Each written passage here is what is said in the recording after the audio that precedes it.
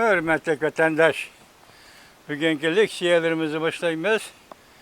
Leksiyada Sırgacıroz Washington sözdeyimiz. Bugün Çislağa 2026 yıl 5. ayının 27. günü. Bugün biz geçen Uygur için aytkanda Kurban Hayit günü. Kurban Hayit gününlerini tebrikleyimiz vatandaşlar. Anda bugün sizlerge leksiya sözleştim burun bu Kurban Hayit günü yani ahval yetişik doğru geldi demiştir ki. Bugün 2-3 gün oldu benim bu sözlevatkan avazım mikrofonga çıkıp sizlerge yollangandan keyin onun ya İngiliz tili emas, ya Xitoy tili emas. Aralashib oldu bu til, nim bo'ldi? Mening qo'lim bir yer tegib ketdimi desam, esimda yo'q, qo'limdagi tegib ketganini bilmayman. Hatta bunun gibi 2-3 gün bir sözgen sözge emas, 4-5 gün burun sözlergim şunda. Mesela İstiklal TV'ni açıp ona haberlerini görey desem, o mu İngiliz söz deydiğandek Xitoy tili aralash, ona mı gajgoş. Bunun nemi işgalligini bilemedim. Adamdan ko'ngli ketsa. Şunda çağızdı, xilma-xil xiyallar keldi ki vatandaş.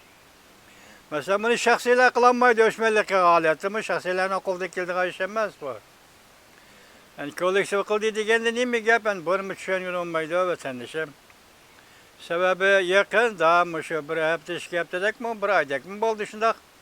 Hozir Google, YouTube deganlar Xitoy bilan kelishim imzolab Guangzhou shahri kelib o'rinlashdi. Bularning ishxonasi Guangzhou, Xitoyning Guangzhou shahrida qurildi vatandaşım. Endi bular senzor qilishni kuchaytirdi yoki Xitoyga qaratgan tashviqotni cheklashni kuchaytirdi, buni bilgili olmaydi vatandaşım. Bu shundoq vaqtdadanlar endi hozir endi o'zimizning vaziyat kelayli, bugun bir sinab boqay dedim mani. O'zimizning vaziyat kelayli, vaziyatimizni esa vatandaş hozir Amerika Jungo munosabati bir qarasangiz jiddiylashdi. Lekin jiddiylashgan ahvolning qayerdan qayergacha aniqlanmay bilinmaydigan bir darajaga kelib qoldik hozir vatandaş. Bu suhbatdan keyin Tayvan masalasidan gavdalik o'tirg'i chiqqanligi. Mesela Tayvan masalasi bo'yicha Amerika Qo'shma Shtatlar hukumatining shikoyat bildirib, ayni chog'dagi aslidagi Tayvan siyosatiga qaytganligi. Bu deganlar endi bu oralikda 3-4 yildan beri mesela Davlat Majlisi a'zolari Tayvanni ziyorat qildi. Mesela sobiq Avam Palata başlığı Nancy Pelosi hanım 2022 yıl 8. ayının 2. günü Tayvanni ziyorat qildi. Tayvanning xalqaro o'rni haqiqatan yuqori ko'tarilib ketdi vatandaş. Endi yaqinda Amerika Qo'shma Shtatlari Davlat Majlisida 2-3 nafar Davlat Majlisi a'zolarining Tayvan to'g'risida ma'qullagan qarori. Bu narsalarga yetkazdik vatandaş. Mesela Tayvan munosabat qonunini tushuntirish, Shanxay axboroti qatorliq 3 parcha axborotni tushuntirish, Tayvan siyosatida Amerikaning tushuntirish var demak. Burunqi sol, burunqi siyosat shundoq. Hozirgacha endi Tayvan to'g'risida Amerikaning prezidentlari yuqori qatlamli siyosiy organlar, siyosiy arboblarning hammasi ifoda bildirib degidek Tayvan siyosati o'zgarmaydi deb keldi. Biroq oradagi 4 yil, 5 yil oddiy ish emas vatandaşım. Davlat Majlisi a'zolarining Tayvanni ziyorat qilish, Tayvanning xalqaro o'rnining yuqori ko'tarilishi bu katta bir ish vatandaş. Bu shundoq vaziyat aslida bugun endi Jungo bilan Amerika o'rtasidagi ziddiyatda nima? Vaziyatda keskin bir o'zgarish davri yetib kelganda qandaq degan bir fikrda qoldik endi. Bunun sebebi nima desangiz, bunun sebebi bu qatam sizga ayon 5. ayning 13. kuni Amerika Qo'shma Shtatlari prezidenti Donald Trump Beijingni ziyorat qildi. Orqadan Rossiya 6 kundan keyin Rossiya Federatsiyasi prezidenti Vladimir Putin Beijingni ziyorat qildi. Bu ikki davlat rahbari ziyorat qilib bo'lgandan keyingi 10 kun ichida Reis Xi Jinping tuyuqsiz Choshenni ziyorat qildi. Choshenni ziyorat qilganda endi Xi Jinping so'zlashgan so'z telefonda so'zlasin bo'laverdi. Tam qo'shnilar Choshen bilan Xi Jinping'e Cumhuriyet Kompartiyası hakimiyeti Çavuşengi yüzü geldi.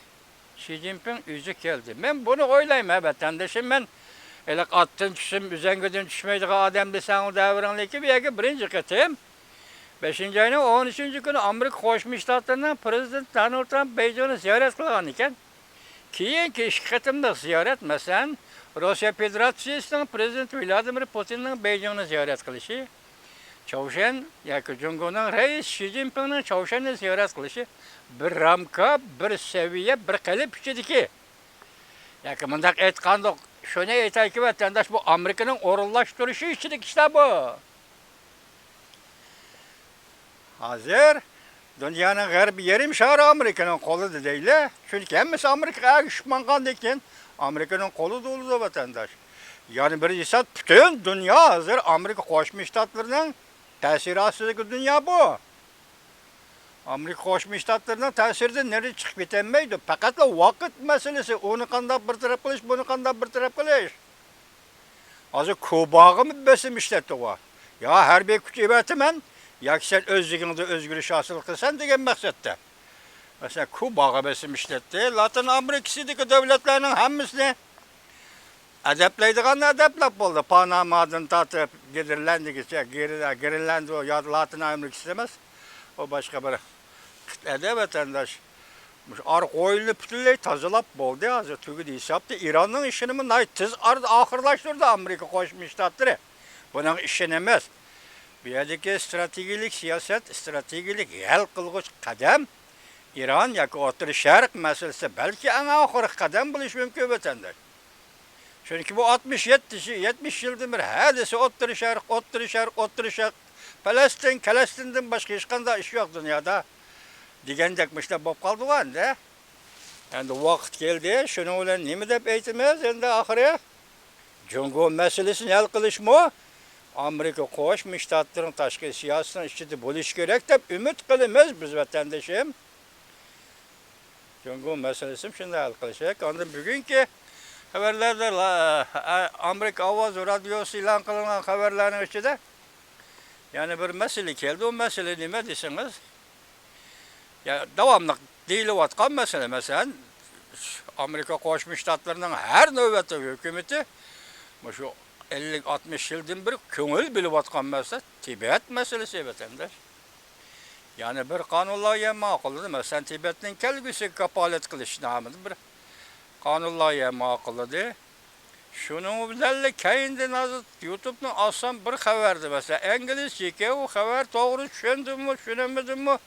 Tibet meselesi Hindistan bilen Cumhur'un ikinci katımlık uğraşı içinde hal bulundu diyen bir gap çıkıp kaldı vatandaş. Yani bunu hata düşüngen bolsam sizler tüzüp anlanlar vatandaşım bir dakika çıkıp kaldı. Şu hazır bir karısınız nahiyeti ciddi peytti Amerika Cumhur münasebeti. Yani bir karısınız özünüz bir nesi düşünemeysiz, andıramayısınız. Vaziyet sırlık bir halette vatandaş. Bugün şunun münasebetli kişi parça leksiyete yerlap geldim.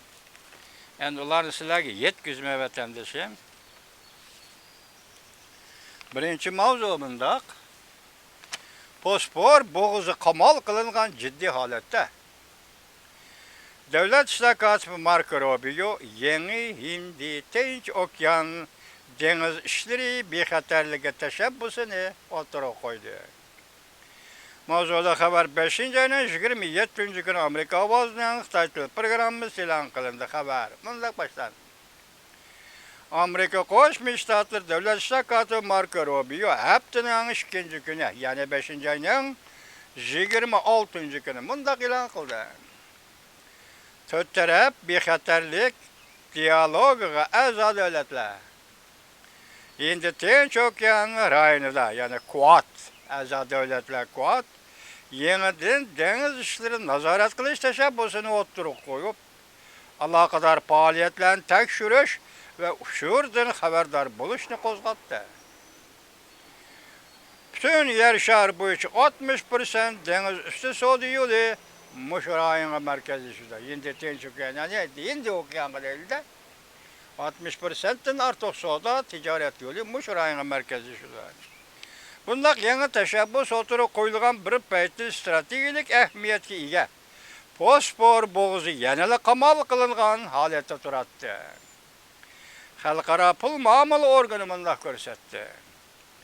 O'rta Sharq to'qinishi pul paxolligini o'rlatdi va iqtisodiy taraqqiyotni osonlashtirdi. Bu ish kelar yilgacha davomlashidir. Davlat ishlar katibi Marko Rubio yangi Dehlida yana boshqa 4 taraf dialoga a'zo davlatlar tashqi ishlar ministrlari bilan birlikda yuqori tashabbusni e'lon qildi.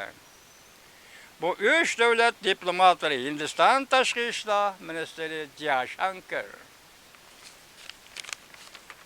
Yaponiya tashqi ishlar vaziri Toshimitsu Motegi, Avstraliya tashqi ishlar ministri Penny Wong qatorliq diplomatlardan iborat. Yana bir xabarında Amerika Davlat Majlisi a'zolari partiya guruhlaridan olqigan qonun loyiha o'tirib qo'yib, Tibetlarni qo'llashni, uchirishni, davomlashtirishni kuchaytiramiz deb bildirdi. Mavzuda xabar 5-oyning 27-kuni Amerika ovozining Xitoy til programmasi e'lon qilindi. Xabar bunday boshlandi. Washington 2 nafar Davlat Majlisi Avam palata a'zolari qonun loyiha o'tirib qo'yib, Amerikaning Tibet xalq qo'g'lishayotgan kishilik huquq, qadr-qimmat arzulari to'g'risida bergan va'dasini kuchaytiradigan bo'ldi.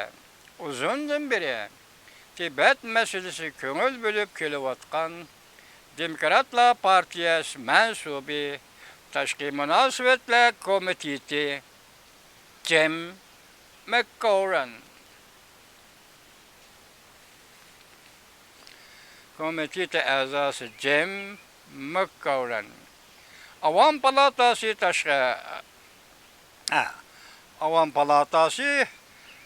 Tashqi munosabatlar komitetining a'zosi Michael McCowell qatorliq davlat majlis a'zolari Tibetning kelgusini kafolatga ega qilish qonun loyihasi o'tirib qo'ydi. Bu qonun loyihasida Amerika Qo'shma Shtatlarining Tibetning kishilik huquq, ya'ni o'z taqdirini o'zi belgilash hamda Tibet xalqi o'zini saylagan rahbarlik qatlamini qo'llaydiganligini bildirdi. Qonun loyihasida ekranda endi bir xabar, qisqa xabar anglang vatandosh. Amerika Qo'shma Shtatlari prezidenti Donald Trump kechalab David lageriga kelib, Jungo Kompartiyasini qorshab oldi. David lageriga yetib keldi, Jungo Kompartiyasini qorshab oldi. Amerika, Yaponiya, Hindiston, Avstraliya, Filippin birlashib harakat qildi. Asl mavzu Xinhuaning sobiq muxbiri Federal tekshirish idorasi tarafidan qo'lga olindi. Yangi tangliqlar televiziyasi 5-oyning 26-kuni yurdi.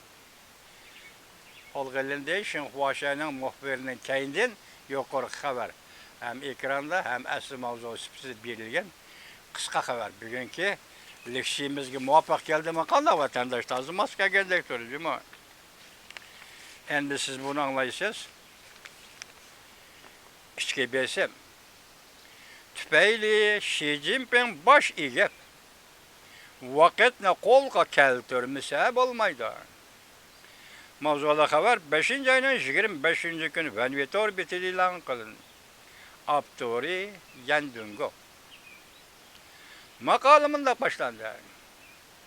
Prezident Donald Trump bilan Xi Jinping suhbati oxirlashgandan keyin Prezident Donald Trump vatan Amerikaga qaytarida aeroplanda o'ltirib, Yaponiyaning vaziri Sani Takaichiga telefon berib, Xi Jinping bilan o'tkazgan suhbati tafsiliy tushuntirdi.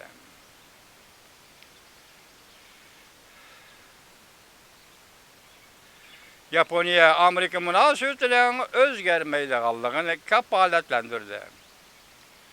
Yaponiyani kollaydigan siyasetni kapaletga ega qilib, vazir Saniyat Ekaychini xotirjam qildi. Asya Tinch okean rayonida Amerikaning ittifoqlashtirish faqat Yaponiya Jungoga taqobil turish kuchi bor, irodasi bor birdan-bir ittifoqlash davlat bor. Şunu Yaponiya Amerika üçün intayin muhim. Yaponiya'dan başka Prezident Donald Trump tashqari dunyoga ko'rsatishga Tayvanni boshqarayotgan heliqi odamga bevosita turpin berish kerak. Amerika Qo'shma Shtatlari prezidenti Tayvanning prezidenti bilan telefonda so'zlashadigan ish bo'lsa, bu ish olamshumol ish bo'ladi. Junxomingoning mustaqil davlatlik o'rnini e'tirof qilganlik bo'ladi. Prezident Donald Trump o'z og'zi bilan Amerika Tayvan munosabatida chekingani yo'q. Aksicha bir qadam olg'a ilgariladi deb ko'rsatgan edi. Agar Amerika Tayvan davlat boshliqlari telefonda barobar so'zlashadigan bo'lsa, o chaqda Amerikaning tashqi siyosatida besish xarakterlik o'zgarish hosil bo'lgan bo'ladi. Prezident Donald Trump Beijingdan Washington qaytib kelgandan keyin Rossiya prezidenti Vladimir Putin Beijingni ziyorat qildi. Bir narsa bilmoqchi, uqmoqchi bo'lib yetib keldi. Gap undaqa emas. Yandungo efendi bir narsa bilmoqchi, uqmoqchi bo'lib yetib kelgani yo'q. Amerika Qo'shma Shtatlarining o'rinlashtirishi bu yerga yetib keldi. Bu yerda intayin nozik boshda aytib-ku. Rossiya prezidenti Vladimir Putinning Beijingni ziyorat qilishida intayin muhim, shundaqla intayin sezgir masalalar bor dedi-ku. Bu o'qib beqish, ko'rib beqish, anglab beqish uchun kelgan emas. Esingizda bo'lsin, Yandungo efendi. İntayin muhim mesele ve sezgür mesele için söhbetleşidir o dedi. Bana bu gap esingizde bo'lsa, Yandungo her kimning esida bo'lsa, bu oddiy gap emas. Hozir siz ham, men ham, kim ham sezgür mesele, ma'lum mesele, intayin muhim mesele, ma'lum mesele deb aytib bermaydi. Chunki bu da o'ttiriga chiqmagan, ammo ikki davlat o'ttiri so'zlanib bo'lgan masala.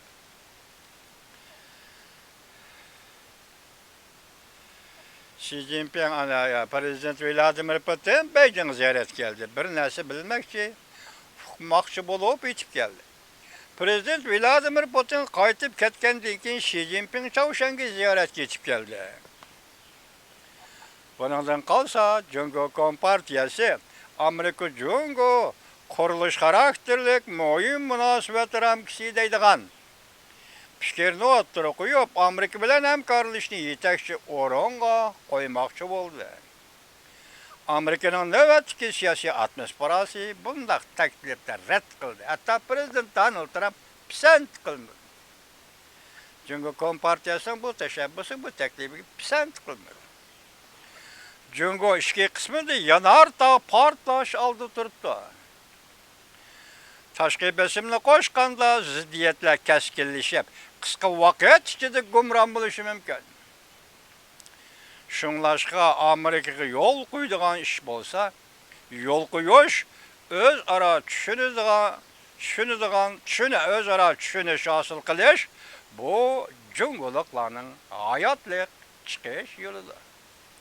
Amerikaga yo'l qo'ydigan narsada yo'l qo'yish, tushunish hosil qilish kerak bo'lsa, tushunish hosil qilgan masalalarda tushunish hosil qilish kerak.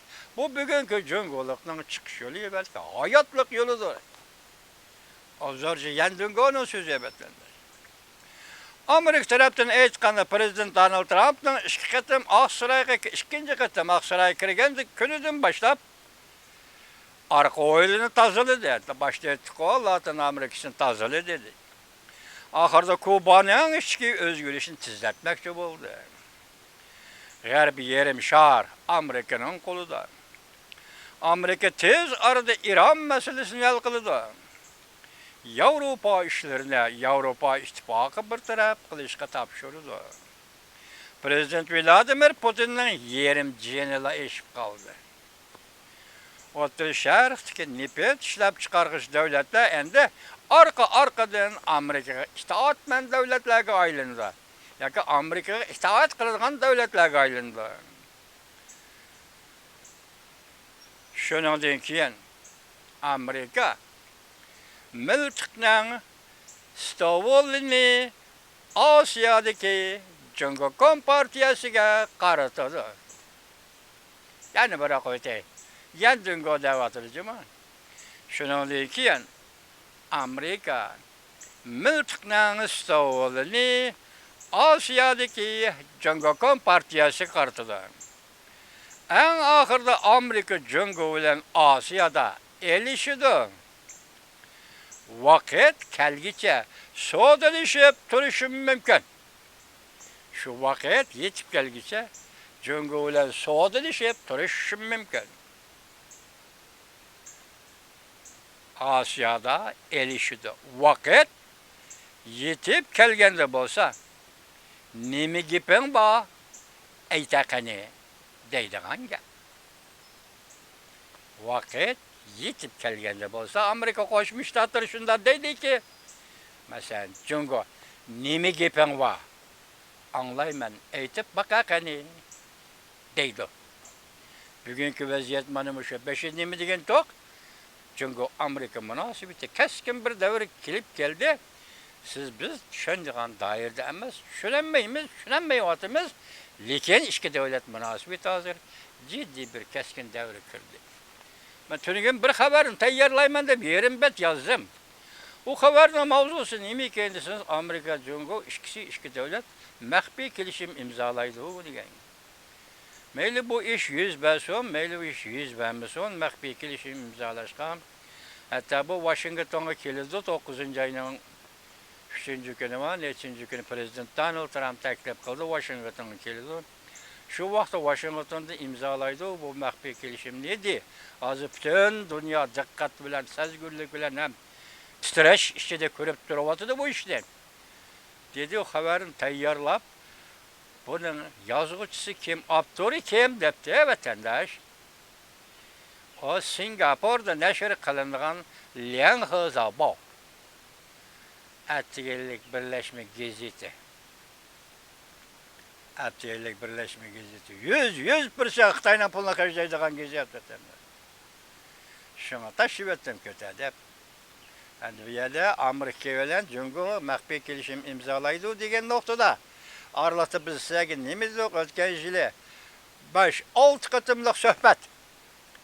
5-6 qatimliq suhbatning birinchi qatim suhbatida masalan 5-oyning 12-kungi janva suhbatida internet masalasi, shuningdek keyin Beijing tarafdan bergan bahosi bizni bir kelishimga imzo qo'y deyapti. Bu kelishimga imzo qo'ygandan ko'ra bizning Amerika bilan urush qilganimiz yaxshi degani. Shunday degan xabarni sizlarga yetkazgan. Bu imzolaydigan kelishim mushumu emasmi? Lekin men buni bilmayman. Amerika bilan Jungo o'rtasida maxfiy kelishim bo'lamdi, bo'lmamdi, men buni bilmayman. Lekin mening biladiganim Singapurdagi Liang He Zhao Attirlik birlashma gazet 100% Xitoydan qo'ldiki. Shunga bu xabarni ko'rib etdim vatandosh. O amali ishonchli yerdan kelish kerak xabarga. Tushunami ya? Vatandoshlar mana shunday. Endi hozir kirib buni sinayman degan elaqa boshliqida meni ovozimning o'rniga yo inglizcha emas, yo xitoycha emas bir ovoz qo'shilib oldi. Hozir 3 kun yog'i sizlarga tuzuk so'zlayapman vatandosh sababdan. Bu axborotchilik ideologiya ishlarida shug'ullangan nayt sezgur. Ko'ngil ozodligi ichida so'zlaydigan ishdan buni sal g'ash bo'ladigan bir narsasi odamning ko'ngli bir narsa bo'lib qoldi ekan. Hozir endi buni aniqlashdan biz ham bir taraf qilmayman. Buni endi kollektiv oldi bir taraf qilish to'g'ri keldi vatandosh. Bu birlama emas, hozir ansam boshqa. Uyg'ur to'rbetlari mana shunday ekan deydi.